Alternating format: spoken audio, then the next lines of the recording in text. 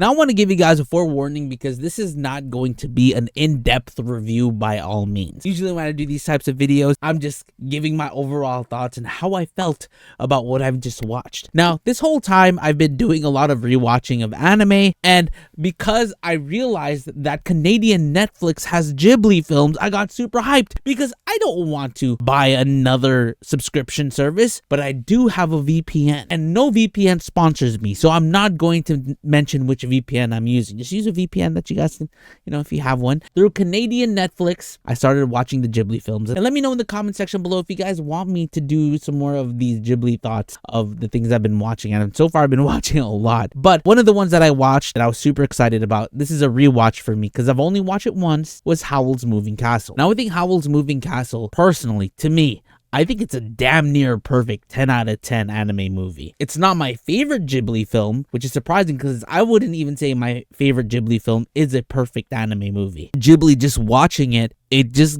gave me a lot of fulfillment, even though I felt like if it was a series, they could, and probably even the book, right? It breaks down even more of like why there's a war, how the mages turn into these monsters and such. Howell's situation about him as a kid and him eating that freaking asteroid star that ended up having Calcifer be born, with Calcifer taking up Howell's heart. I feel like maybe like the light novel would break down the story a lot more than the movie has. But I will say the Ghibli film just gives us enough information to watch it, fully enjoy the story and everything that it has to offer, from the animation, the pacing, the character designs, the characters themselves, and the things that they represent. I just had so much fun watching this. Now, one thing that I realized when it comes to Ghibli films, especially the ones that I've been rewatching, is that there is this theme of turning your enemies into friends, forgiving them, not forgetting what they've done, but forgiving them and letting them into your life in some sort of way, right? For example, Sophie, who is the main character besides Howell, she was cursed by the Witch of the Waste. Now, what does the curse do? She's unable to talk about her curse, and two, the curse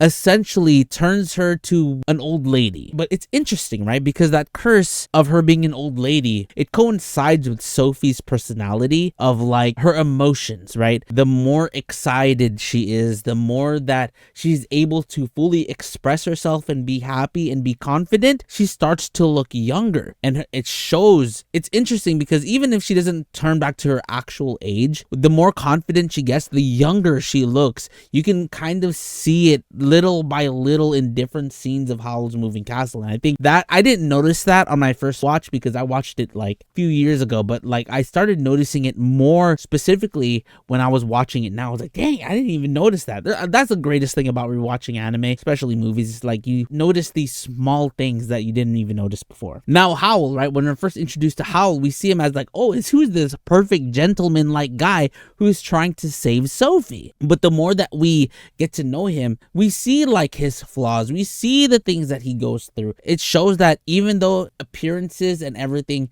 they look to be perfect and they look to be handsome, everyone has their own battles to deal with, and Howell was going through his own battles. He was scared of actually meeting with people and going out. That's why he had different aliases in different kingdoms, and when he's fighting these wars, everyone's requesting him, but he doesn't like that. He wants to be free from the fact that he's doing certain things. It's kind of like how we feel about having a job, right? We want to feel free from those shackles. We want to be able to do the things that we like and get paid for it, or even just to have more freedom of mind, of speech, of feelings. And that was like the correlation between Sophie and Howell, is like they're just looking for their own sense of freedom, whether if it's expression or whether it's free from being tied into a certain job. Even the side characters I enjoyed a lot, like Markle. He is the apprentice of Howell, but he doesn't really do anything substantial. I feel like he's somewhat like the glue of everyone in that household, whether if it was with the Witch of the Waste, with the dog, Sophie, Howell. But any scene that Markle was a part of, I did enjoy seeing him in there because he's just a cool character. Turnip Head was also a very interesting character,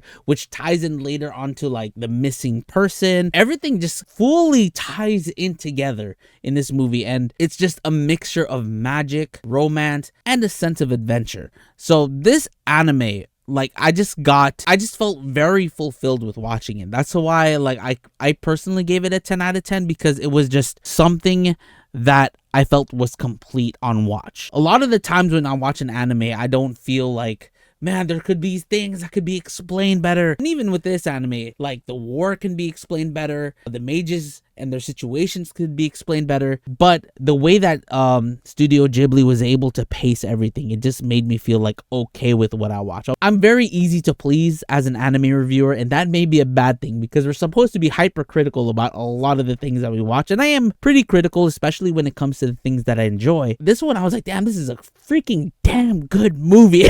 Yeah, I really didn't have much complaints about it when I was watching. If any, I didn't have any complaints. But that's just my personal opinion. I want to know what you guys thought. Do you guys like these Ghibli reviews? Let me know in the comment section below. But also, let me know your complaints about Howls Moving Castle. Let me know the things that you disliked about it, the things that you loved about it. Did you feel the same way that I felt? What is your favorite Ghibli movie? What should I watch? What should I review next? Let me know in the comment section below. Thank you guys so much for tuning in. Check out TCGZAR, which is my TCG channel if you guys like TCG stuff. We're opening a lot of Pokemon cards. But anyways, guys, thank you so much for tuning in. I'll catch you guys in the next one.